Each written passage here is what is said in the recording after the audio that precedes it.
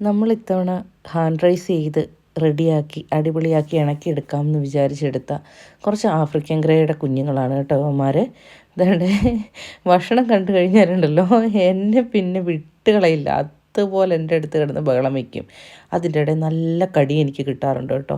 എൻ്റെ ലൈഫിൽ ഞാൻ ഇത്ര 10-14 വർഷമായിട്ട് കുഞ്ഞുങ്ങളെ ഞാൻ റേസ് ചെയ്യുന്നുണ്ട്. പക്ഷേ ഇത്രയും എനിക്ക് പേടിയുള്ള ഒരു ബേർഡ് വേറെ ഇല്ല കേട്ടോ. കടി എന്നൊക്കെ പറഞ്ഞു കഴിഞ്ഞാൽ ഉണ്ടല്ലോ, നമ്മൾ തീർന്നു പോകുന്ന പോലെ കടിച്ചു കളയും അവന്മാർ വിശന്നിട്ടായിരിക്കും ചിലപ്പോൾ, അല്ലെങ്കിൽ ദേഷ്യം വന്നിട്ടായിരിക്കും. ഇവർക്ക് എപ്പോഴാണ് മൂഡ് മാറുന്നതെന്ന് നമുക്ക് പറയാൻ പോലും പറ്റുകയില്ല. പക്ഷേ അത്യാവശ്യം നന്നായിട്ട് ഇണങ്ങുകയും നന്നായിട്ട് സംസാരിക്കുകയും ചെയ്യുന്ന ഒരു ടൈപ്പ് ബേർഡാണ് ആഫ്രിക്കൻ. ഇവർക്കുണ്ടല്ലോ വല്ലാത്തൊരു സൗന്ദര്യമാണ് കേട്ടോ. നമ്മളിങ്ങനെ ഭ്രമിപ്പിക്കുന്ന സൗന്ദര്യം എന്നൊക്കെ പറയില്ലേ, അമ്മാതിരി ഒരഴകാണ്. അതെങ്ങനെ പറഞ്ഞ് മനസ്സിലാക്കണമെന്ന് എനിക്കറിയില്ല കേട്ടോ. അത്ര രസമാണ് ഇവരെ കണ്ടു കഴിഞ്ഞാൽ. ഒരു പ്രത്യേക ആകർഷണം നമുക്ക് തോന്നിപ്പോവും. അതുപോലെ തന്നെയാണ് അവരുടെ സ്വഭാവവും.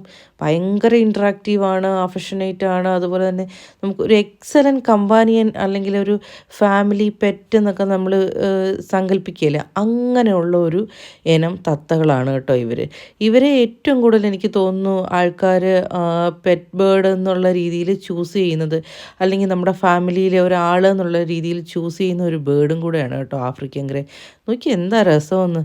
അവന് എന്നോട് വഴക്കം ഉണ്ടാക്കിയിട്ട് അങ്ങനെ മാറിപ്പോയിരിക്കുന്ന ഇരിപ്പാണ് അത് കണ്ടോ.